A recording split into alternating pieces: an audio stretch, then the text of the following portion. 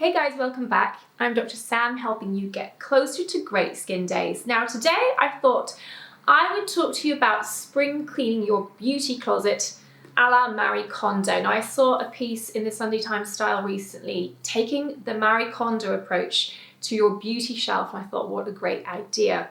Now when I read this book, it really did make me view my living space in a different way, and the way I shop for things, the way I stored things, my tendency to acquire clutter, which would lead to a less than clear mind. I'm not saying I've stuck to it rigorously, but the approach is one that I think has been laid down, and I think you can definitely apply the same SMART principles to beauty. So, where to begin? I think the first thing is to get everything together and sort based on category. So all your cleansers, your moisturizers, your SPFs, take each of those and separate them out. Actives I would put all together, and then other.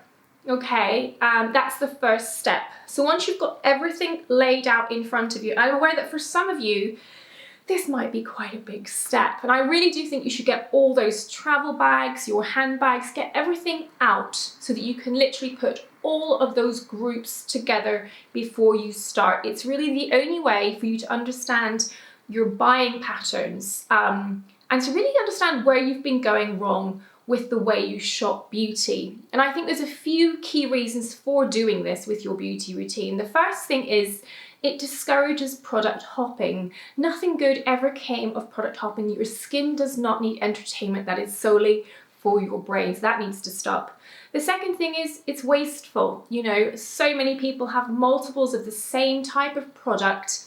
One or two of them may not even be opened, or they've used them once or twice and then gone back to their old habits. That's the second thing. The third thing is product hopping in itself and using lots and lots of different products promotes stripped, irritable, sensitive skin. I think it's one of the key reasons why we're seeing such an epidemic of sensitivity. And the last thing is it's just bad for your wallet. So let's get started.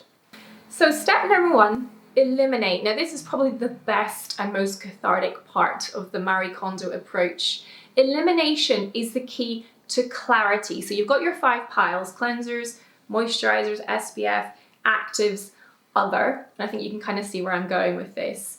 I want you to eliminate anything that is past its sell-by date. Products have an expiry, and I'm sure that if, like me, and I hold my hands up here, you're like me, there are things that really should have been chucked out a long time ago.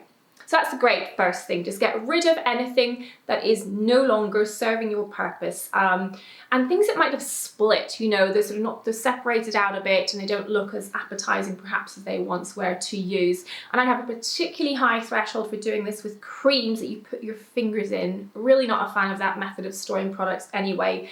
But anything you think you've been hanging on to for too long, either sentimental reasons or, you know, you've committed and you want to see it through, just get rid. Now, Marie Kondo is quite, I would say, vicious when it comes to sort of getting rid of products, and she doesn't really want you to involve friends or family who might come along and pick over your unwanteds. When it comes to beauty, however, if you have products that have been barely used or unused, I think there is definitely some merit in trying to rehome these. And one of the best ways, particularly for unwanted but filled products, is to use Sally Hughes Beauty Banks, which is a non-for-profit that pairs beauty products with those who are less fortunate and don't have access. So I would highly recommend checking out her website for seeing ways that you can donate your unwanted beauty products to this worthwhile charity, and I'll link to that down below. Okay, so number 3 is edit. Now I'm hoping that you're feeling quite good. Maybe you've got rid of 20-30% of that clutter. Now what's next? So editing comes down to really looking at the categories of products that you have and working out what you need and what is completely extraneous or possibly even harmful. So the things that you most definitely need are a cleanser, a moisturizer, a sunscreen. You probably need a micellar water for on-the-go cleansing or for eye makeup removal or for when there's no water to access for cleansing, for example, festivals. It's not easy to wash with water.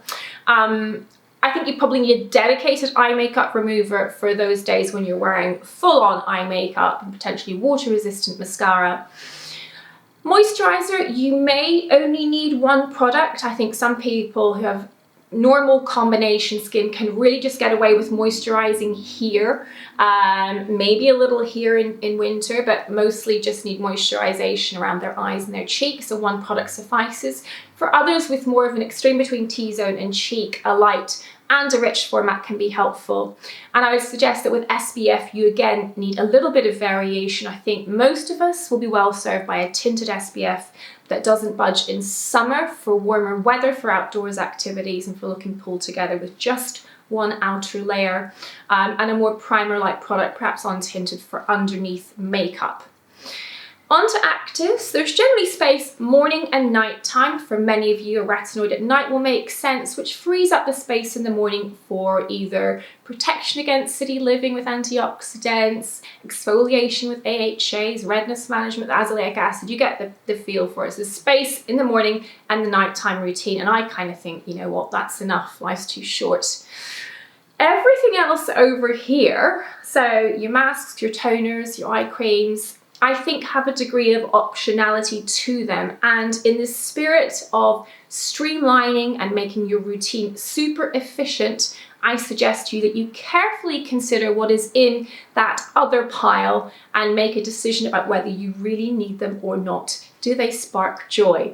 The one caveat I would say would be for your neck, you might want a cheaper, more basic SPF to lavish on your neck that has different properties to the one for your face, because where there's makeup, there is more complexity. And of course, you could use that for the back of your hands too. So I'm going to leave that with you. The degree of edit you choose is your choice, but if you're watching my channel, you know my style, and I think you probably saw this coming. Again, I'll reinforce the point, the skin does not crave variety. That is definitely a function of your brain. So streamlining will serve your skin well, less sensitivity, less irritability, and probably less breakouts. Oh, the one final thing, something for the lips. I think that requires a separate product too. Step number 4 is to organize. Now, I am diabolical for this, but what I found is that I really do streamline and edit out my routine for every day. I keep the things that I use on a daily basis by the sink, and you can literally get away with 4 or 5 products. And I keep everything else, occasional masks, body products, things that I'm a bit less diligent about using, I keep those locked away in a cupboard. If you're into little trays for easy lifting away from the sink, great, go for it. Muji I find always to be a great resource for tidies to keep things together. And if you reference the Sunday Times style article, there was some great organizational tools that were very chic looking as well. But do that how you will. But as I say, things you use most often, keep near the mirror and your sink for everyday use.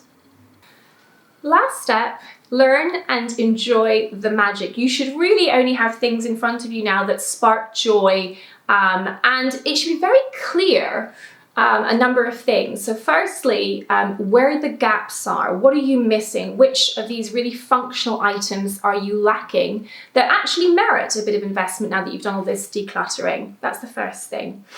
Number 2, what were your mistakes? What did you keep buying that either irritated your skin or didn't suit your skin? Now is a really good time to assimilate, learn, and make sure you don't make mistakes again. So if there's a trend of a certain ingredient, for example, now's the time to really kind of tease out what that problem was. Was it fragrance? Was it something else, an active that your skin doesn't like?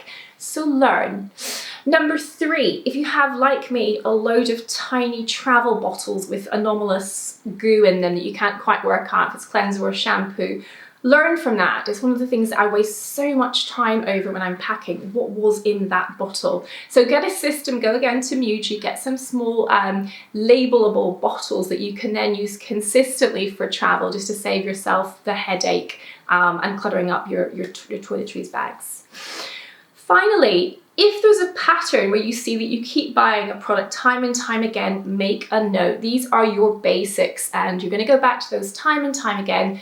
Just recognizing that means you'll shop more smartly. So when something's on offer that you really like, or a website builds in a rewards points-based system so that you get rewarded for repeat buys, subscribe, learn from your patterns so that you invest your hard-earned cash wisely.